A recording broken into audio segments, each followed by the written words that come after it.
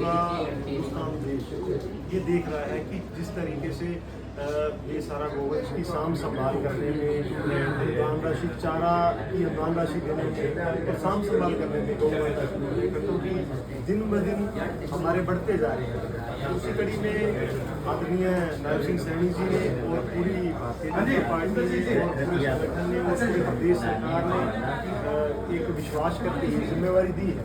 और मैं कहूँगा जिम्मेवारी बड़ी है, मगर आप सबका प्यार, आप सबका सहयोग और पूरे प्रदेश के लोगों के साथ, पूरे देश के लोगों के साथ मिलकर के गौ माता की जब हम प्रयास करेंगे तो बिल्कुल बखूबी से साम संभाल भी होगी। और मैं ये कहूँगा कि एक नया आयाम जो उत्तरी भारत के इस कोने में हरियाणा प्रदेश के माध्यम से वो पूरे देश में जो है एक अलग जगेगी और नस्ल सुधार का भी काम होगा, क्योंकि बहुत सारी ऐसी स्कीमें पॉलिसीज चल रही हैं हरियाणा सरकार द्वारा और सरकार द्वारा। तो आप ये देखिए कि 2014 से पहले और 2014 के बाद का वो आप अंतर खुद जानते हैं और दुनिया ने भी देख रही है कि जिस तरीके से भारतीय जनता पार्टी और हरियाणा सरकार ने कदम अच्छे उठाए हैं। तो मैं इसके लिए हरियाणा सरकार का बहुत बहुत धन्यवाद करता हूँ। और दूसरी बात, आप सबके सहयोग से, प्यार से, क्योंकि जो गौ की सेवा है वो हमारी जो भारतीय संस्कृति है, एक संस्कार के रूप में गौ माता को 33 कोटन देवी देवताओं का वास हम मानते हैं। तो हमारी श्रद्धा, हमारी जो भावनाएं हैं वो गौ माता से जुड़ी हुई है। तो आप सबका जो मैं कहूँगा कि अवेयरनेस जो है ज़मीनी स्तर पे ले जा करके आप सबका साथ लेकर के, आप सबका सहयोग लेकर के बहुत अच्छा काम करने का काम करेंगे और पूरे प्रदेश में नहीं पूरे देश में बहुत अच्छा काम करेंगे। हरियाणा की बात करते हैं तो गाय, गीता और ज्ञान जो है वो हरियाणा से सीधे संबंध रखता है। अगर हम पुरातन काल में भी जाते हैं, आप क्या विजन रखते हैं? क्योंकि ये जो दायित्व आपको मिला है इसकी अगर हम बात करें, अमूमन ये होता है कि जब दायित्व मिलता है तो ये कहा जाता है कि पहले चीज़ें देखेंगे, क्या बातें हैं, कैसे हैं, लेकिन ये आयोग की जो जिम्मेदारी है इसमें आपको पता है कि अमूमन क्या कार्य रहते हैं, तो आपका क्या विजन है? बिल्कुल, हमारा जितने भी आयोग के सदस्य और मेरे साथ जो वाइस चेयरमैन निर्वाचित हुए हैं, मनोनीत हुए हैं, तो हम सबका ये प्रण है कि जल्द ही जो पूरे प्रदेश में बेसहारा गोवंश है उनकी रहने की और उनकी खाने पाने की, चारे की व्यवस्था जो है बड़े अच्छे ढंग से व्यवस्था हमारी प्राथमिकता रहेगी, उनकी व्यवस्था करना। और दूसरी जो हमारी पहल रहेगी वो ये रहेगी कि जो नस्ल सुधार है, वो संवर्धन का काम है, वो अच्छे से हो।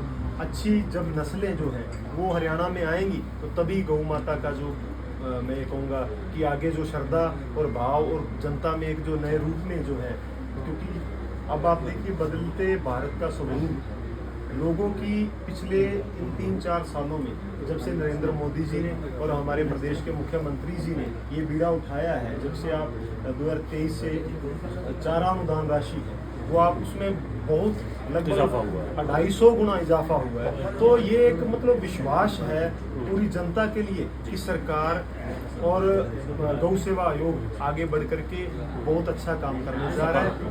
लेकिन कमरों साहब, मेरा सवाल आपसे यही है, जो आप कह रहे हैं ये बेसहारा जो पशु है गौवंश के तौर पर, ये अमूमन ये भी देखा जाता है कि कचरे के ढेर पर कई बार खड़े होते हैं। हमारे साथ जो लोग हैं वो भी इस बात से इत्तेफाक करते हैं। कई बार ये सड़क पर दुर्घटना का कारण भी बनते हैं। अभी भी आज के अखबार में भी आपने सुनकर देखी होगी, कई जगह ऐसी घटनाएं घटी हैं। बड़ा दुख होता है जब इतना ज़्यादा पैसा खर्च हो, आयोग उस पर काम करे और ऐसी घटनाएं सामने आती हैं। इनको लेकर के आपके क्या विजन है? इसको लेकिन मैं ये कहूँगा कि पूरे प्रदेश में, पूरे देश में बिल्कुल मैं आपकी बात सहमत हूँ, क्योंकि बहुत बड़ा एक कार्य था और किसी भी कार्य को करने के लिए एकदम से पूरा जो सिस्टम है वो ग्राउंड पे, ज़मीनी स्तर पे वो नहीं घुसाया जाता। तो धीरे धीरे आप देखिए पिछले 2014 से लेकर के अब तक जो सुधार हुए, और मैं आपको ये विश्वास दिलाता हूँ आने वाले 1 साल के अंदर जो बेसहारा गोवंश चाहे वो रास्ते पे है, खेतों पे है, वो आपको नहीं दिखाई देगा।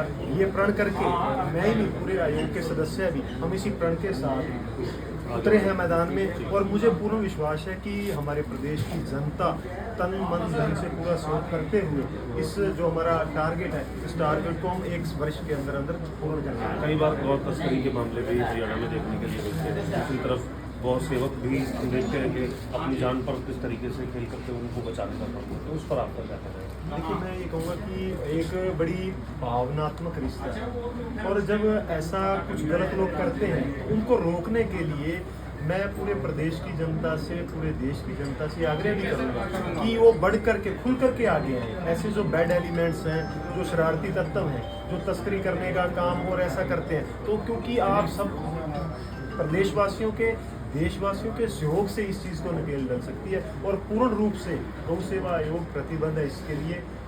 गौ जो तस्करी करते हैं, बैड एलिमेंट है, उनके लिए बहुत खिलाफ जो है सख्त कड़े जो नियम बना करके उनके खिलाफ कार्रवाई की जाएगी और बिल्कुल उनको दंडित किया जाएगा।